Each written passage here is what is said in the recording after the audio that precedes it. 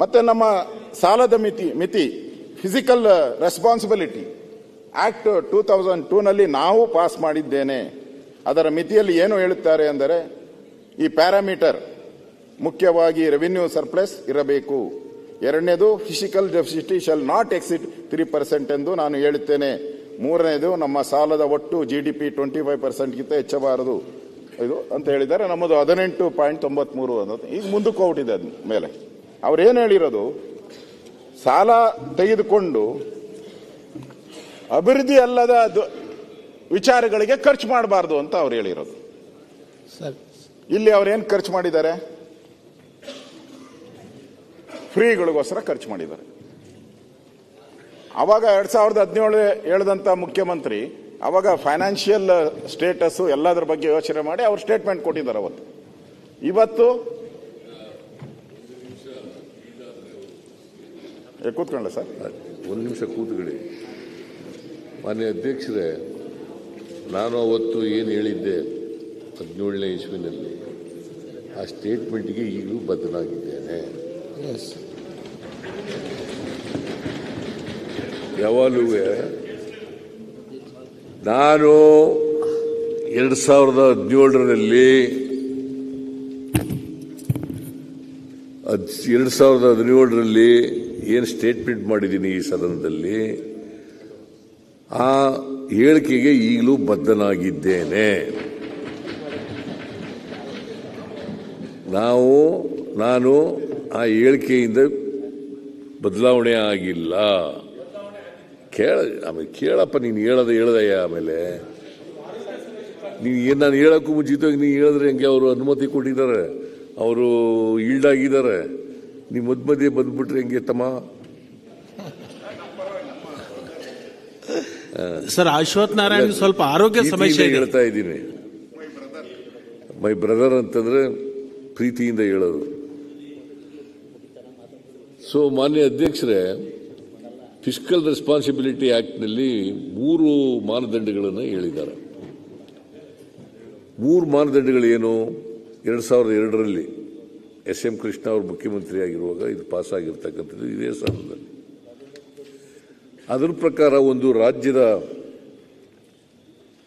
ಆರ್ಥಿಕ ಪರಿಸ್ಥಿತಿ ಆರೋಗ್ಯಕರವಾಗಿರಬೇಕಾದ್ರೆ ಏನೆಲ್ಲ ಮಾನದಂಡಗಳಿರಬೇಕು ಅಂತ ಹೇಳಿದ್ದಾರೆ. ಫಿಸ್ಕಲ್ ರೆಸ್ಪಾನ್ಸಿಬಿಲಿಟಿ ಆಕ್ಟ್ ಓದಿದ್ದೀನಿ ಅಂತ ಅನ್ಕೊಂಡಿದ್ದೀನಿ ನಾನು. ಅದರ ಪ್ರಕಾರ ರೆವಿನ್ಯೂ ಸರ್ಪ್ಲಸ್ ಇರಬೇಕು.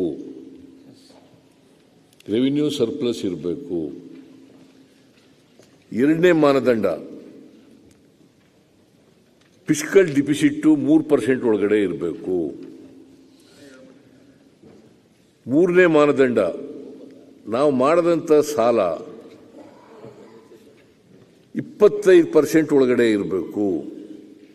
ಆಗ ಮಾತ್ರ ಒಂದು ರಾಜ್ಯದ ಆರ್ಥಿಕ ಪರಿಸ್ಥಿತಿ ಸದೃಢವಾಗಿದೆ, ಆರೋಗ್ಯಕರವಾಗಿದೆ ಅಂತೇಳಿ ತಿಳ್ಕೋಬೇಕಾಗ್ತದೆ ಅಂತೇಳಿ ಈ ಮಾನದಂಡಗಳನ್ನು 2002ರ ಆಕ್ಟ್ನಲ್ಲಿ ನಿಗದಿ ಮಾಡಿದ್ದಾರೆ. ನಾವು 3ರಲ್ಲಿ ಒಂದನ್ನು ಮಾತ್ರ ಪಾಲನೆ ಮಾಡೋಕ್ಕಾಗಿಲ್ಲ. ಯಾವುದು ಅಂತಂದರೆ ರೆವಿನ್ಯೂ ಸರ್ಪ್ಲಸ್ ಇರಬೇಕು, ರೆವಿನ್ಯೂ ಡಿಫಿಸಿಟ್ ಇದೆ. ಹೋದ ವರ್ಷ ರೆವಿನ್ಯೂ ಡಿಫಿಸಿಟ್ಟು ಜಾಸ್ತಿ ಇತ್ತು. ಈ ವರ್ಷ 19,262 ಕೋಟಿ ರೂಪಾಯಿ ಆಗಿದೆ. ಹೋದ ವರ್ಷ 27,000 ಕೋಟಿ ಇತ್ತು. ಈ ವರ್ಷ ಕಡಿಮೆ ಆಗಿದೆ. ಮುಂದಿನ ವರ್ಷಕ್ಕೆ ಅದು ನಾವು ರೆವಿನ್ಯೂ ಸರ್ಪ್ಲಸ್ ಬರ್ತೀವಿ. ಮುಂದಿನ ವರ್ಷಕ್ಕೆ ರೆವಿನ್ಯೂ ಸರ್ಪ್ಲಸ್ಗೆ ಬರ್ತೀವಿ. ನಂಬರ್ 1.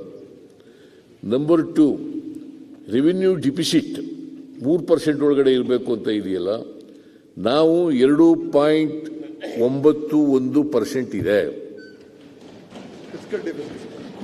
ಫಿಸ್ಕಲ್ ಡಿಫಿಸಿಟ್ 2.91% ಇದೆ. ಅಂದರೆ ಈ ಎರಡನೇ ಮಾನದಂಡವನ್ನು ಫುಲ್ಫಿಲ್ ಮಾಡಿದ್ದೀವಿ. ಮೂರನೇ ಮಾನದಂಡ ಸಾಲ ನಮ್ಮ GSDP ಇದೆಯಲ್ಲ, ಅದರ 25% ಒಳಗಡೆ ಇರಬೇಕು. ಇಲ್ಲ ನೀನು ಸುಮ್ಮನೆ ಏನೋ ಹೇಳಕ್ ಹೋಗ್ಬಿಡಪ್ಪ ಅಶೋಕ. 25.9 ಅಲ್ಲ 24.95% ಇದೆ. 24.95% ಇದೆ ಅಂದ್ರೆ ಕೂತ್ಕೊಳ್ಳಪ್ಪ ನೀನು. 44,000 ಅದನ್ನು ಹಿಡ್ಕೋರಿಲ್ಲ. ಅದು ಔಟ್ಸೈಡ್ ದ ಬಜೆಟ್ ಸಾಲ ಮಾಡಿರಿ, ಅದ್ ಮಾಡಿದ್ರೆ 3% ದಾಟಿರಿ. ಕೂತ್ಕತಮ್ಮ, ಎಲ್ಲ ಸಾಲ ಮಾಡದೆ ನಿಮ್ಮ ಕೇಂದ್ರದಲ್ಲಿ ಸಾಲ ಮಾಡದೆ ಎಷ್ಟೇ ಅಂತ ಹೇಳ. ನರೇಂದ್ರ ಮೋದಿ ಅವರು ಪ್ರಧಾನಮಂತ್ರಿ ಆದಾಗ ಕೇಳಪ್ಪ, ಇದನ್ನು ತಿಳ್ಕೋಬೇಕು ನೀನು. ಇದನ್ನು ತಿಳ್ಕೊಳ್ಳಯ್ಯ. ಅಲ್ಲ, ನರೇಂದ್ರ ಮೋದಿ ಅವ್ರನ್ನ ಬಹಳ ಆಡಿ ಹೊಗಳಿ ಮಾಡ್ತಿರಲ್ಲ. ನರೇಂದ್ರ ಮೋದಿ ಅವರು ಪ್ರಧಾನಮಂತ್ರಿ ಆದಾಗ 2014-15ರಲ್ಲಿ 53,11,00,000 ಕೋಟಿ ಇತ್ತು. ಈಗ 25-26ರ ಬಜೆಟ್ನಲ್ಲಿ 2,01,000 ಕೋಟಿ ರೂಪಾಯಿ. 200 lakh. That means to say 56% ಆಗಿದೆ. 56% ಆಗಿದೆ. ನಮ್ಮದು 24.95, ಕೇಂದ್ರ ಸರ್ಕಾರದ್ದು 56%. ಒಟ್ಟು ಸಾಲ ಆಗಿರ್ತಕ್ಕಂಥದ್ದು ದೇಶದ ಮೇಲೆ 2,01,000 ಕೋಟಿ. 2,53,11,000 ಕೋಟಿಯಿಂದ 11 ವರ್ಷದಲ್ಲಿ ಎಷ್ಟಾಗಿದೆ? 53 ಲಕ್ಷದಿಂದ, ಅದು ಸ್ವಾತಂತ್ರ್ಯ ಬಂತವಿಂದ 53,11,000. ಬಜೆಟ್ ರಿಪ್ಲೈ ಮಾಡ್ಬಿಟ್ರೆ ಆಮೇಲೆ ಏನ್ ಮಾಡ್ತೀರಾ ಸರ್? ಆಮೇಲೆ ಹೇಳ್ತೀನಿ, ಅದನ್ನು ಬೇರೆ ಬೇರೆ ಹೇಳ್ತೀನಿ. ಇನ್ನು ಬೇಕಾದಷ್ಟು ಹೇಳಕ್ಕೆ ಇದ್ರ ಬಗ್ಗೆ ಮಾತಾಡೋದಿಲ್ಲ. ಬಹಳ ಜಾಣಪೆದ್ರಂತೆ ಬಹಳ ಎಷ್ಟು ಮಾಡಿದ್ದಾರೆ ಅಂತ ಹೇಳ್ಬಿಡಿ. ಈ ವರ್ಷ ಎಷ್ಟು ಗೊತ್ತಾ ಸಾಲ ಮಾಡಿರೋದು? ಈ ವರ್ಷ ಎಷ್ಟು? ಈ ವರ್ಷ ಬಜೆಟ್ 50,000 ಕೋಟಿ, 50 ಲಕ್ಷ ಕೋಟಿ ಇದೆ. ಎಷ್ಟು ಸಾಲ ಮಾಡಿದ್ದಾರೆ ಹೇಳಿ ನೋಡೋಣ. 15 ಲಕ್ಷ ಚಿಲ್ಲರೆ ಸಾಲ. 15 ಲಕ್ಷ ಚಿಲ್ಲರೆ ಸಾಲ. ನೀವು ಇದನ್ನೆಲ್ಲ ಹೇಳ್ಬೇಕಲ್ಲಪ್ಪ ಹೇಳುವಾಗ. ಇದೆಲ್ಲ ಹೇಳ್ಬೇಕಲ್ಲ ಹೇಳುವಾಗ. 15,60,000 ಕೋಟಿ. ಈ ವರ್ಷ 50 ಲಕ್ಷದ ಬಜೆಟ್ ಇದೆ. 50 ಲಕ್ಷದ ಬಜೆಟ್ನಲ್ಲಿ 15,60,000 ಕೋಟಿ ಸಾಲ ಸೇವ್ ಮಾಡ್ಕೊಂಡಿರೋದು. ಗೊತ್ತಾಯ್ತಾ? ಅದರಿಂದ ನೀವು ರಾಜ್ಯ ಸರ್ಕಾರದ್ದು ನಾವು ಒಳಗಡೆ ಇದ್ದೀವಿ. 2002 ಫಿಸ್ಕಲ್ ಡಿಸಿಪ್ಲಿನ್ ಆಕ್ಟ್ ಒಳಗಡೆನೆ ಇದ್ದೀವಿ. ಆದ್ರೂ ಸಾಲ ಮಾಡ್ಬಿಟ್ಟಿದ್ದೀರಿ ಅಂತ ಯಾವ ಬಾಯಿನಲ್ಲಿ ಹೇಳ್ತೀರಪ್ಪ? ಕೇಂದ್ರ ಸರ್ಕಾರದ ಬಜೆಟ್ ನೋಡಿ ಅಧ್ಯಕ್ಷರೇ, ಹೇಳ್ರಿ. ಕೇಂದ್ರ ಸರ್ಕಾರದ ಬಜೆಟ್ ನೋಡಿ. ನಾನು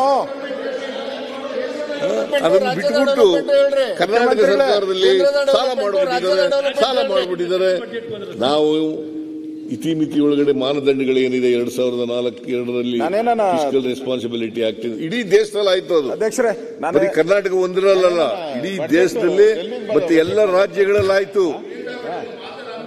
ಅದರಿಂದ ನೀವು ಈ ಬಂಡತನ ಇದೆಯಲ್ಲ, ಈ ಬಂಡತನ ಪ್ರದರ್ಶನ ನೋಡ್ರಿ. ನೀವು ಎಷ್ಟು ಜನ ಕೂಡ ನಾವು ವಿಚಲಿತರಾಗಲ್ಲ. ನಾನು ವಿಚಲಿತ ಆಗಲ್ಲ. ನೀವು ಎಷ್ಟು ಜನ ಕೂಗಿದ್ರು ಕೂಡ ನಮ್ಮ ನಾವು ಅಧ್ಯಕ್ಷರೇ, ಈಗ ರೆವಿನ್ಯೂ ಡಿಫಿಸಿಟ್ ನಿಮ್ಮ ಕೇಂದ್ರ ಸರ್ಕಾರದಲ್ಲಿ ಎಷ್ಟಿದೆ ಹೇಳಿ ನೋಡೋಣ. ಸುಮ್ಮನೆ ಇವನ್ನೆಲ್ಲ ಯಾಕಪ್ಪ ಹೇಳ್ಕೊಳ್ತೀರಿ ನೀವು? ನೋಡಿ, ನೀನು ಹೇಳಿದ್ರೆ ಎಲ್ಲ ಎತ್ತಿಸ್ಕೊಂಡ್ಬಿಡ್ತೀರಿ. ಎಲ್ಲರೂ ಎತ್ತಿಸ್ಕೊಂಡ್ಬಿಡ್ತೀರಿ. ಸತ್ಯ ಹೇಳಿದ್ರೆ ಸತ್ಯ ಯಾವಾಗಲೂ ಸ್ವೀಟ್ ಆಗಿರಲ್ಲ, ಕಹಿ ಆಗಿರೋದು. ಸ್ವೀಟ್ ಇರಲ್ಲ, ಅದು ಕಹಿ. ಸತ್ಯ ಹೇಳ್ಬೇಕಲ್ಲ, ದೇಶದ ಜನರಿಗೆ ಸತ್ಯ ಹೇಳ್ಬೇಕಲ್ಲ, ರಾಜ್ಯದ ಜನರಿಗೆ ಸತ್ಯ ಹೇಳ್ಬೇಕಲ್ಲ. What is the fiscal liability of the central government? What is the total liability of the state? ಹೇಳಿ ನೋಡೋಣ. ನಾವು ಆಮೇಲೆ ಇನ್ನೊಂದು ಹೇಳ್ಬಿಡ್ತೀನಿ ನಾನು, ಇದೆಲ್ಲ ಅಧ್ಯಕ್ಷರು ನಾನು ಸಾಲ ಸಿಗ್ತದೆ ಅಂತ ಸಾಲ ಮಾಡಾಗಿಲ್ಲ. ಸಾಲ ಮಾಡಿದ್ರೆ ಅದನ್ನ ಕ್ಯಾಪಿಟಲ್ ಎಕ್ಸ್ಪೆಂಡಿಚರ್ ಖರ್ಚು ಮಾಡಬೇಕು.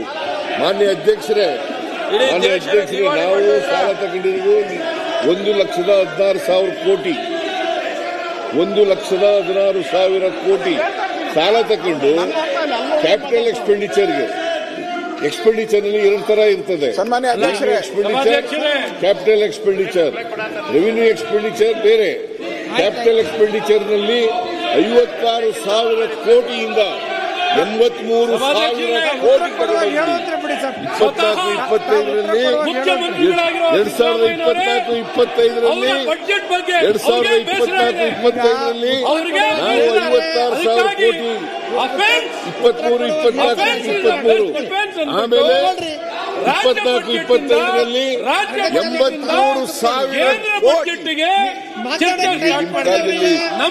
ಕ್ಯಾಪಿಟಲ್ ಎಕ್ಸ್ಪೆಂಡಿಚರ್ ಮಾಡಿದ್ರ ನೀವು? ನ್ಯೂಸ್ ಫಸ್ಟ್ ನಿರ್ಭೀತಿಯಿಂದ ನಿಮ್ಮ ಪರವಾಗಿ.